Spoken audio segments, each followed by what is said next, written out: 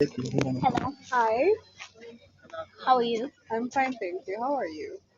I'm fine also. What is your name? My name is Giovannis Taisire. What is your job? I teach here. I'm a lecturer at the School of Architecture and Built Environment. Okay, what is your hobby? My hobby, I like reading, I like cooking, and I like writing stories for children.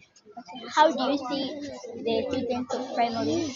Oh my goodness, I am so excited. It was amazing. I was not expecting to see such eloquence and such confidence from young children like you, and I'm so happy to have met you today, and I'm so happy about your projects. Subscribe You're really doing to a good job. DOS TV. What do you love in this competition?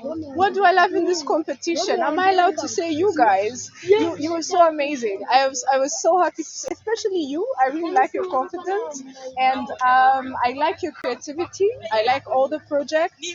I really liked how innovative and smart and creative you guys are. Okay, what didn't you love in this competition? What didn't I love? The timing. We had a really short time because it should have been longer. And also, I think I wish we had more children, more schools, because this is a great initiative. Okay, thank you. Thank you so much.